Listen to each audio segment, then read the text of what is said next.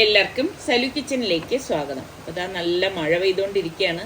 ശരിക്കും ഇന്നലെ തുടങ്ങിയ മഴയാണ് കേട്ടോ. ഇടവിട്ട് ഇങ്ങനെ മഴ പെയ്യുന്നുണ്ടായിരുന്നു. പിന്നെ രാവിലെ ആയപ്പോഴേക്ക് നല്ല മഴയായിരുന്നു കേട്ടോ.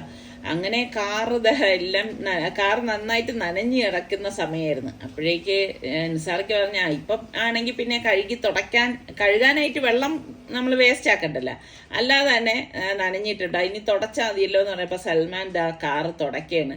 ശരിക്കും അത്ര നല്ല മഴയുണ്ടായിരുന്നു കേട്ടോ. നമ്മുടെ തിരുവനന്തപുരത്ത് മാത്രമാണ്, ഇനി വേറെ എവിടെയെങ്കിലുമൊക്കെ മഴ ഉണ്ടോ എന്നുള്ള കാര്യമൊന്നും എനിക്കറിയത്തില്ല. നിങ്ങളുടെ അവിടെയൊക്കെ മഴ ഉണ്ടായിരുന്നോ? ഉണ്ടെങ്കിൽ പറയണം കേട്ടാ.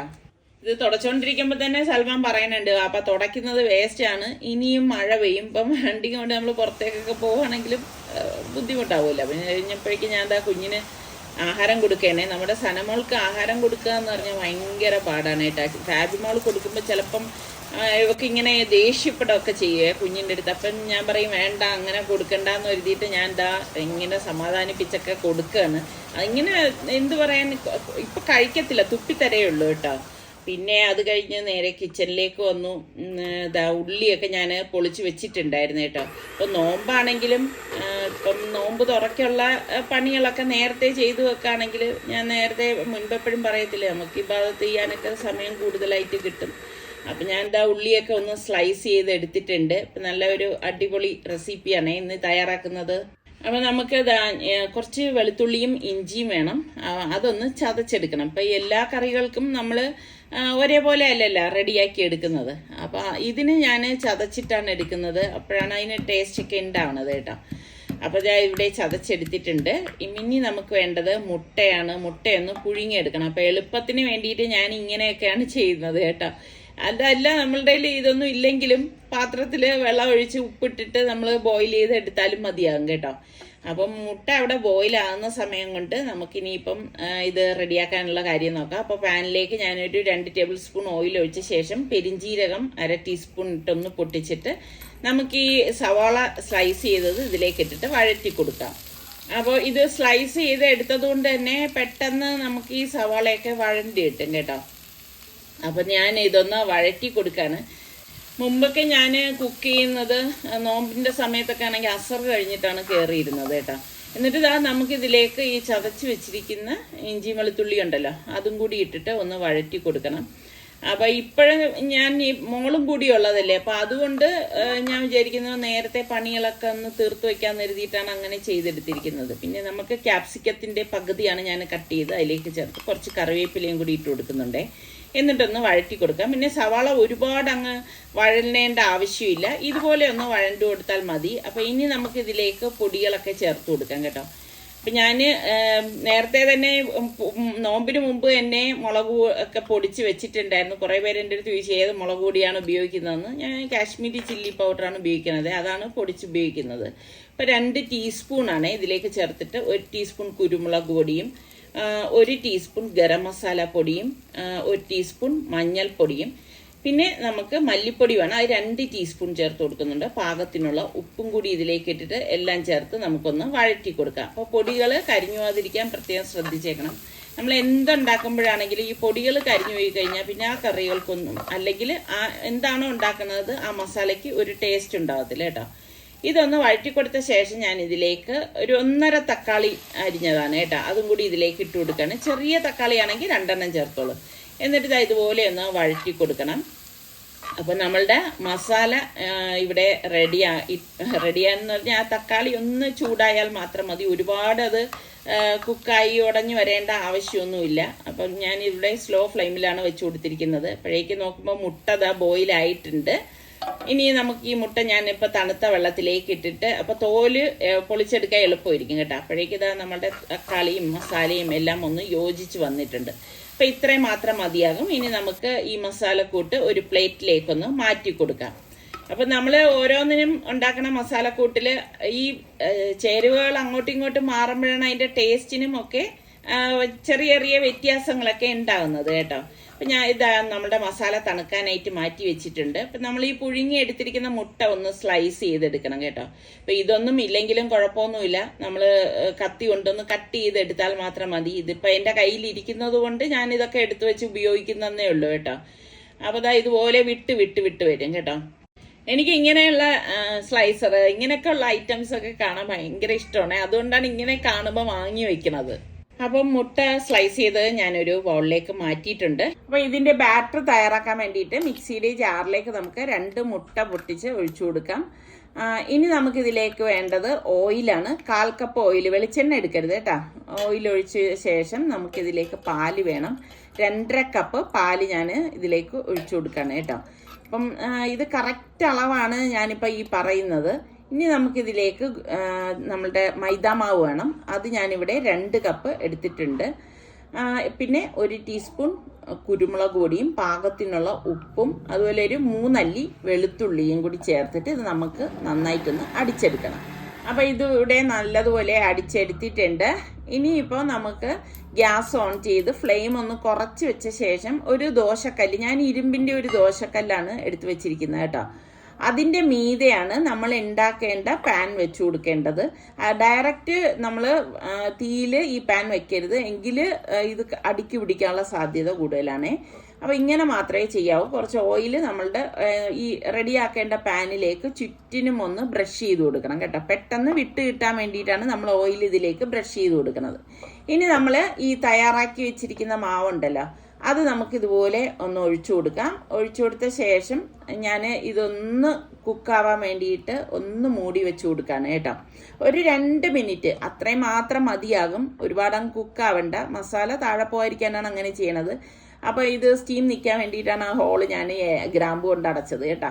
എന്നിട്ട് ഞാൻ ഇതിൻ്റെ അടപ്പൊന്ന് മാറ്റിയ ശേഷം നമ്മൾ ഈ തയ്യാറാക്കി വെച്ചിരിക്കുന്ന മസാല ഉണ്ടല്ലോ, അത് നമുക്ക് താന്നു പോകാത്ത രീതിയിൽ ഇതുപോലെ ഒന്ന് വെച്ചു കൊടുക്കാം. ഇതിന് അതായത് ഈ ബാറ്ററിൻ്റെ മീതെ ഈ മസാല ഇതുപോലെ വെച്ചു കൊടുത്ത ശേഷം നമ്മൾ ഇനിയിപ്പം നമ്മൾ പുഴുങ്ങി സ്ലൈസ് ചെയ്ത് എടുത്ത് വെച്ചിരിക്കുന്ന മുട്ട ഉണ്ടല്ലോ, അപ്പം ആ മുട്ട ഇതിന് മീതെ ഇതുപോലെ ഒന്ന് വെച്ചു കൊടുക്കുകയാണ് ചെയ്യണത് കേട്ടോ. അതുകൊണ്ടാണ് ഞാൻ പറഞ്ഞ കത്തി ഉണ്ടെങ്കിൽ കത്തി ഇട്ട് നമുക്ക് കട്ട് ചെയ്തും വെച്ചു കൊടുക്കാം. ഇനി മുട്ടയ്ക്ക് പകരം നിങ്ങൾക്ക് ഇപ്പം മട്ടണോ ബീഫോ അല്ലെങ്കിൽ പനീറോ ഒക്കെ ഉണ്ടെങ്കിൽ അത് വെച്ചിട്ട് വേണമെങ്കിൽ നമുക്ക് ഈ ഒരു രീതി ചെയ്യാം. പിന്നെ അതായത് ഈ മുട്ടയുടെ മീതെ വീണ്ടും നമ്മൾ ഈ ബാറ്റർ ഒന്ന് ഒഴിച്ചു കൊടുക്കുകയാണ് കേട്ടോ. അപ്പോൾ ഈ ബാറ്റർ ഒരുപാട് അങ്ങ് ലൂസായി പോവുകയും ചെയ്യരുത്, ഒരുപാട് അങ്ങ് കട്ടിയും വരരുത് കേട്ടോ. അങ്ങനെ വന്നു കഴിഞ്ഞാൽ ആ ഒരു ടെക്സ്ചർ ശരിയാവത്തില്ല. എന്നിട്ട് വീണ്ടും നമ്മൾ അടുത്ത ലെയർ ഇതുപോലെ തന്നെ മസാല വെച്ചു കൊടുക്കുകയാണ്. കുത്തി നിറച്ച് മസാല വെച്ചു കൊടുക്കേണ്ട ആവശ്യമൊന്നുമില്ല കേട്ടോ. ഈ ഒരു രീതിയിൽ മാത്രം വെച്ചു കൊടുത്താൽ മതി. അത്യാവശ്യം നമുക്ക് കഴിക്കുമ്പോൾ മസാല കിട്ടത്തക്ക രീതിയിൽ നമ്മൾ വെച്ചു കൊടുക്കണം. എന്നിട്ട് നമുക്ക് ഈ സ്ലൈസ് ചെയ്ത എഗ്ഗ് ഇതുപോലെ തന്നെ വെച്ചു കൊടുക്കാം. പനീറൊക്കെ ചെയ്യുമ്പോഴേക്ക് പനീർ ഒന്ന് നമ്മൾ ബട്ടറിലൊന്ന് വഴറ്റിയിട്ട് വെച്ച് കൊടുത്തു കഴിഞ്ഞാൽ നല്ല ടേസ്റ്റാണ് കേട്ടോ. എന്നിട്ട് നമുക്ക് ബാക്കിയിരിക്കുന്ന ബാറ്റർ ഇതുപോലെ തന്നെ ഒന്ന് ഒഴിച്ചു കൊടുക്കണം. അപ്പം നിങ്ങൾ പ്രത്യേകം ശ്രദ്ധിക്കേണ്ട ഒരു കാര്യം എന്ന് പറഞ്ഞു കഴിഞ്ഞാൽ ഈ ഫ്ലെയിം കൂടിപ്പോരുത്.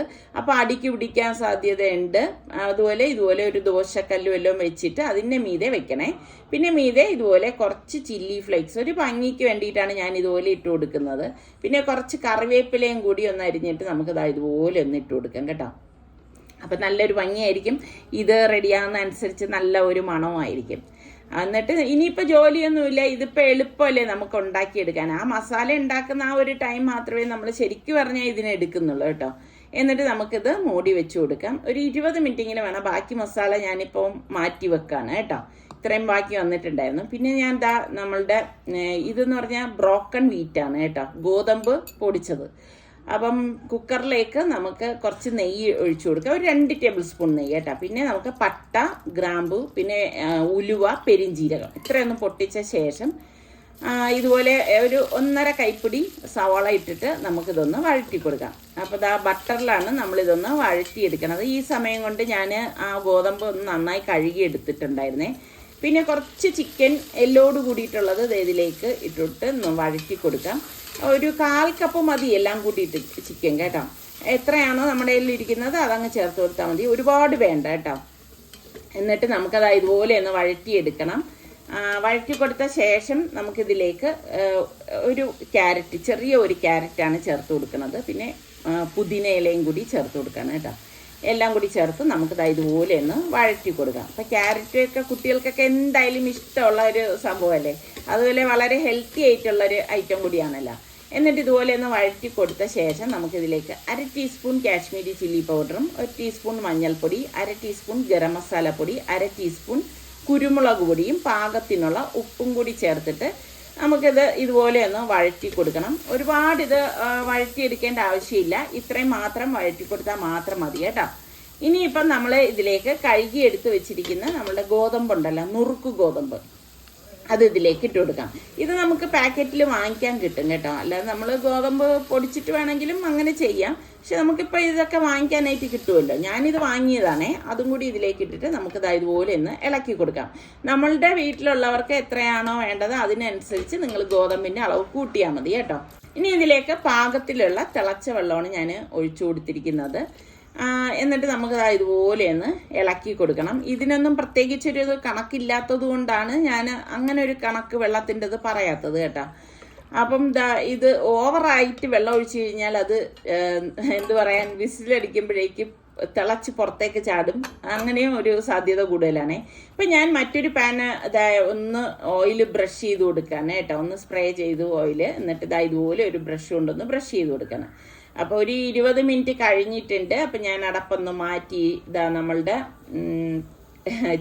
മുട്ട കേക്ക്, എഗ്ഗ് കേക്ക് ഇവിടെ റെഡിയായി വന്നിട്ടുണ്ട്. പിന്നെ ഇറാനി പോളാന്നും ഇതിന് പറയുന്നുണ്ട് കേട്ടോ.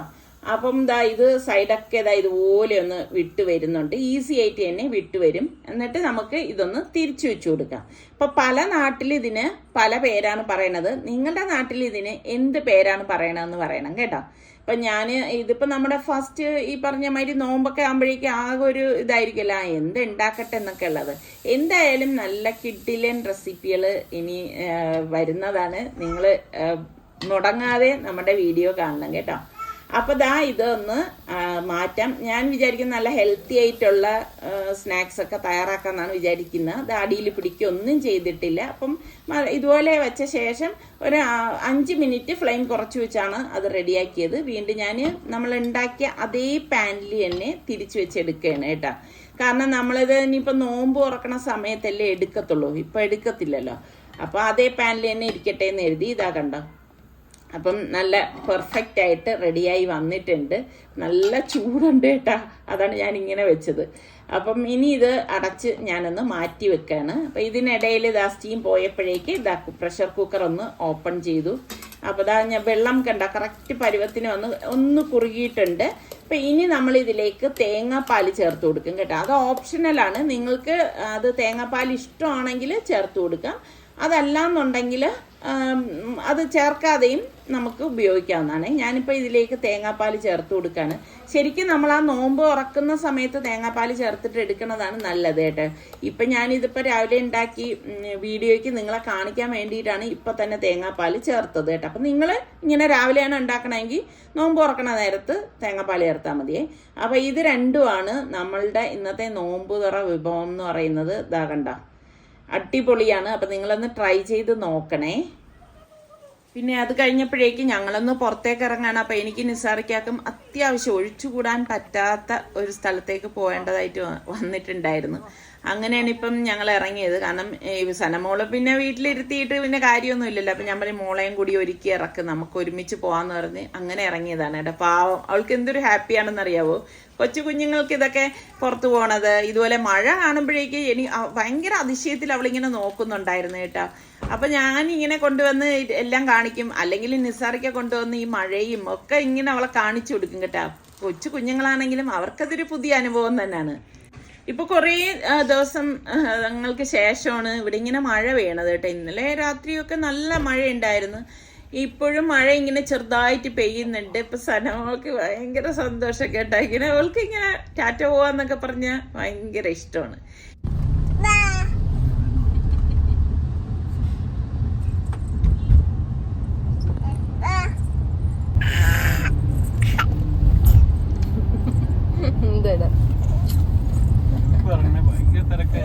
പിന്നെ നമ്മുടെ ഇവിടെ ഇങ്ങനെ ചില സ്ഥലങ്ങളിൽ ഇതുപോലെയാണ് കേട്ടോ. മഴ പെയ്ത് കഴിഞ്ഞാൽ പിന്നെ ഭയങ്കര ട്രാഫിക് ആയിരിക്കും. പിന്നെ ചിലടത്ത് ഇതുപോലെ വെള്ളം കെട്ടിക്കിടക്കും. ഇങ്ങനെയുള്ള കാഴ്ചകളൊക്കെയാണ് നമുക്ക് കാണാൻ പറ്റണത്.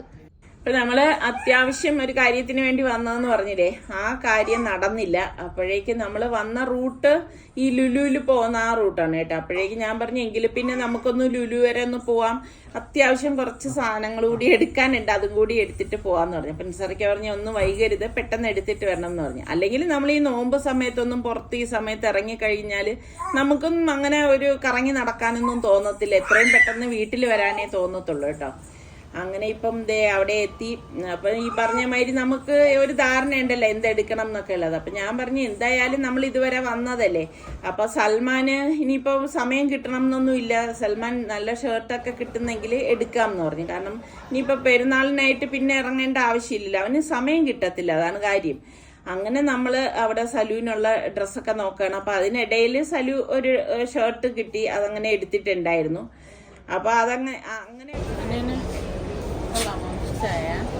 നല്ല കളറാണ് ഇത് കൊള്ളാവോ? ഈ ഫ്രോക്ക് ഇഷ്ടപ്പെട്ട കാര്യങ്ങളല്ലേ? ഈ ഫ്രോക്ക് എങ്ങനെയുണ്ട്? കൊള്ളാവോ? കണ്ടൂടാ കൊള്ളാവോ?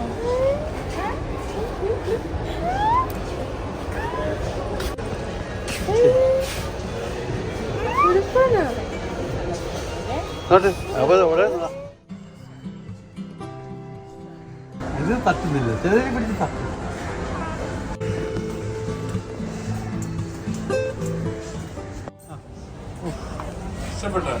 കാണാൻ എനിക്കെന്റെ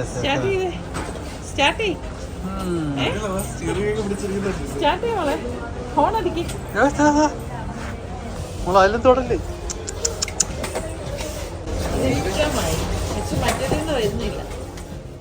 കുഞ്ഞുങ്ങളെയൊക്കെ ഇങ്ങനെ കൊണ്ടുവരുമ്പോഴേക്കേ നമ്മൾ ഈ ടോയ്സിന്റെ ആ സെക്ഷനിലേക്കൊക്കെ വരുമ്പോൾ അവരുടെ ആ ഒരു റിയാക്ഷൻ നിങ്ങൾ ശ്രദ്ധിച്ചിട്ടുണ്ട്? ഇത് കണ്ട നമ്മളുടെ റിച്ചു മോൻ നമ്മുടെ സന ബേബിക്ക് കൊണ്ടുവന്നതിന്റെ കുറച്ച് വലിയ സൈസാണ് ഇത്. അപ്പൊ അവരെന്തൊരു ഹാപ്പിയാണ്. എനിക്ക് ഇതൊക്കെ കാണാൻ ഭയങ്കര ഇഷ്ടമാണ് കേട്ടാ. അപ്പൊ ഞാനിങ്ങനെ മക്കളെയൊക്കെ കൊണ്ടുവരുമ്പോഴായാലും ഞാൻ ഇതുപോലെയൊക്കെ കുഞ്ഞുങ്ങളെയൊക്കെ കൊണ്ട് ഇങ്ങനെ നടക്കും കേട്ടോ. എനിക്ക് ഭയങ്കര ഇഷ്ടമാണ് അവരുടെ ആ ഒരു സന്തോഷം കാണാൻ. അങ്ങനെ ഇപ്പം വാങ്ങിയ സാധനമൊക്കെ അതേ വണ്ടിയിലേക്ക് എടുത്തു വെച്ചു. നമ്മൾ വണ്ടിയിൽ ഇപ്പം ഇതുപോലെ 2 ബാസ്ക്കറ്റ് വെച്ചിട്ടുണ്ട്.